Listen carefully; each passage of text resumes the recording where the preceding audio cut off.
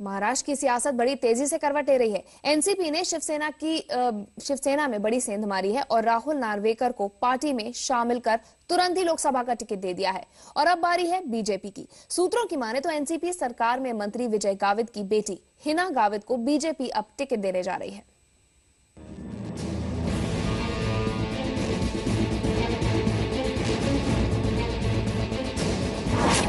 महाराष्ट्र की सियासत में कबड्डी का खेल चल रहा है। राजनीतिक पार्टियों के बीच अब ये होड़ लगी है कि कौन किसके कितने लोगों को अपने में मिला सकता है। और चुनाव के इस मौसम में बाहरी हवा के आने जाने के लिए सबके दरवाजे खिड़की खुले हुए हैं। घटना बड़ी दिलचस्प है। शिवसेना के प्रवक्ता राहुल नार्वेकर ने एनसीपी का दामन थाम लिया तो बीजेपी ने बिना देरी किए फौरन अपनी सहयोगी का बदला चुका लिया। अब ये बदला भी बड़ा दिलचस्प है। खबर है कि एनसीपी के बड़े नेता और महाराष्ट्र सरकार में मंत्री विजय गावित की बेटी हिना गावित को बीजेपी टिकट दे रही है। लेकिन सियासत की ये कबड्डी यहीं पर नहीं थमती। अभी तो इसमें और भी हुत्तुत्तू है। महाराष्ट्र के डिप्टी सीएम अजित पवार ने विजय गावित को साफ शब्दों में चेतावनी दे दी है कि अगर बेटी बीजेपी से चुनाव लड़ी तो मंत्री पद से महरूम कर दिए जाएंगे।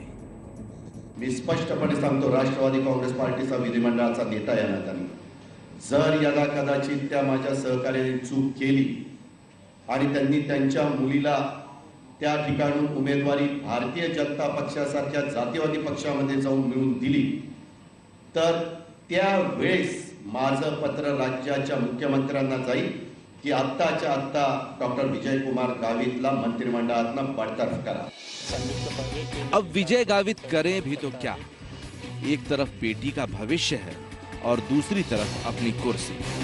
बीच बीच का एक फॉर्मूला निकालकर छोटा सा बयान ये दिया कि वो तो एनसीपी में ही है और उसी में रहेंगे। आपल्याला सांगितलं पाहिजे की मी राष्ट्रवादीचा एक कार्यकर्ता आहे आणि आदरणीय पवार साहेबांवर आमची निष्ठा आहे, श्रद्धा आहे, ते आमचे नेते आहेत, त्यामुळे राष्ट्रवादी सोडण्याचा प्रश्नच उद्भवत नाही। लेकिन सियासत में इन दावों और वादों का कितना मतलब होता है कोई नहीं जान सकता। नहीं तो कल तक जो शिवसेना के लिए लड़ा करते थे अब वो उसी पार्टी पर अपमान करने का आरोप लगा रहे हैं। बात राहुल नार्वेकर की हो रही है जिन्होंने एक झटके में अपनी कश्ती बदल ली।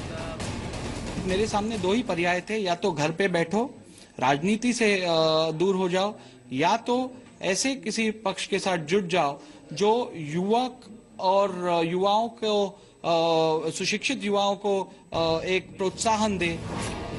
चुनावी सियासत में इतना तो चलता है, जिसे जहां से मनपसंद टिकट मिलेगा वो तो उधर की तरफ मुड़ ही जाएगा। लेकिन अब बड़ा सवाल है कि एनसीपी की चेतावनी के बाद विजय गावित करेंगे क्या, या यूं कहें उनका होगा क्या। एहसन अब्बास, जी मीडिया, मुंबई। तो उधर कांग्रेस नेता शकील अहमद ने लखनऊ से राजनाथ सिंह की उम्मीदवारी पर भी चुटकी ली है, या यूं कहें कि राजनाथ